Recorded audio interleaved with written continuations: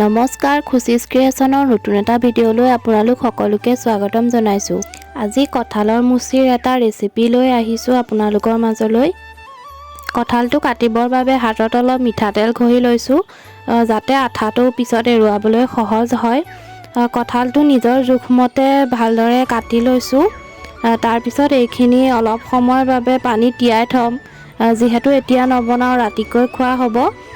ক'লা হৈ যাব নহ'লে, সেইবাবে অকণমান তিয়াই থৈছোঁ। কঁঠালটো কাটি উঠি আগফালে গৈ দেখোঁ ইমান মৰম লগা মেকুৰীকেইটা, চাওকচোন।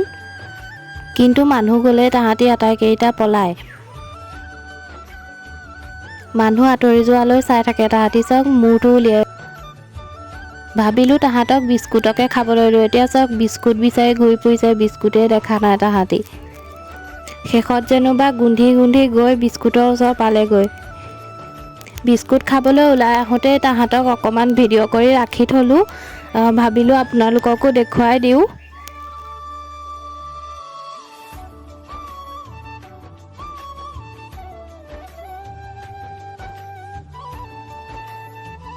আটাইকেইটা চোতালখনত মুক্ত মনেৰে ঘূৰি ফুৰিছে।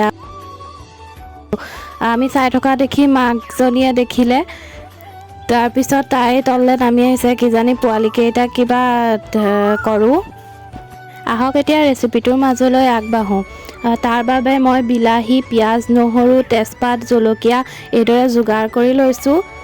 তাৰ মাজতে বনাই থাকোঁতে কিবা এটা খাবলৈ মন গ'ল আৰু ৰিং পাপৰ চচ লগাই খালোঁ। আপোনালোকে এনেকৈ খায়নে বাৰু? এয়া আলু আৰু কঁঠালখিনি ভালদৰে সিজাই লৈছোঁ। কঁঠালটো যিহেতু টান, সিজাইতো ল'বই লাগিব। এইখিনি ভালদৰে সিজি গৈছে।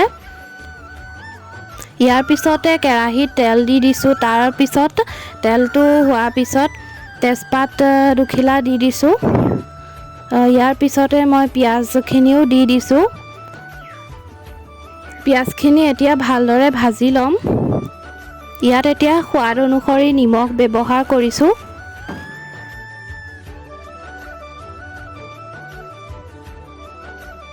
পিঁয়াজখিনি অলপ হোৱাৰ পিছতে ইয়াত নহৰু দিছোঁ।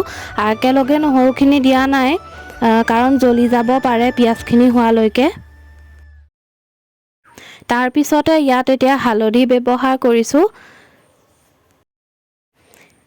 ইয়াৰ পিছতে বিলাহীখিনিও ভালদৰে ভাজি ল'ম। অকণমান মছলা ব্যৱহাৰ কৰাৰ পিছত এইখিনি অকণমান ঢাকি দিম, যাতে মছলাৰ লগত এইখিনি মিলি যায়। তাৰপিছতে ইয়াত অকণমান পানী ব্যৱহাৰ কৰিছোঁ।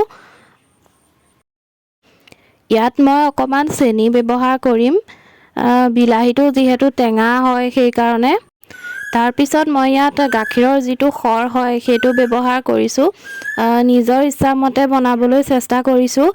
কেনেকুৱা হয় খাই চালেহে গম পাম, প্ৰথমবাৰ বনাইছোঁ। অকণমান ভজাৰ পিছত ইয়াত আৰু অকণমান পানী দি দিছোঁ। তেল ওলোৱাৰ লগে লগে ইয়াত মই কঁঠাল আৰু আলুখিনি দি দিছোঁ।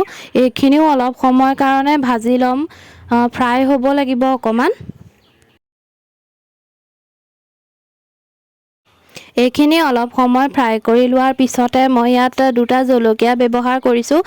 কঁঠালৰ ভাজিখন জ্বলা নহ'লে খাই ভাল নালাগে, সেইকাৰণে জলকীয়া দুটাও আপোনালোকে দিব পাৰে। ইয়াৰ পিছতে মই ইয়াত পানী দি দিছোঁ, যাতে সকলোখিনি মছলা কঁঠালত সোমাই যায়। অলপ সময় উতলাৰ পিছতে ইয়াত মই অকণমান ৰেড চিলি আৰু গৰম মছলা দি দিছোঁ। এইখিনি অকণমান লৰাই লৈছোঁ। লৰাই লোৱাৰ পিছতে অকণমান সময়ৰ বাবে থাকিবলৈ দিম। তাৰপিছতে মই আৰু এটা নতুন বস্তু ইয়াত দিবলৈ লৈছোঁ, সেইটো হৈছে মেগী মছলা। মেগী মছলা দি আপোনালোকে খাইছে নাই ক'বচোন। মেগী মছলা দি কিন্তু খাবলৈ বহুত বেছি টেষ্টি হৈছিল। এবাৰ খাই চাব আপোনালোকেও। এইখিনি মোৰ এতিয়া হৈ গৈছে আৰু ভাতৰ লগত খাবৰ বাবেও ৰেডি হৈ গৈছে। ৰুটিৰ লগতো আপোনালোকে খাব পাৰে। ভিডিঅ'টো শেষলৈকে চাই থকা সকলক বহুত বহুত ধন্যবাদ। আশা কৰোঁ ভিডিঅ'টো চাই আপোনালোকে ভাল পালে।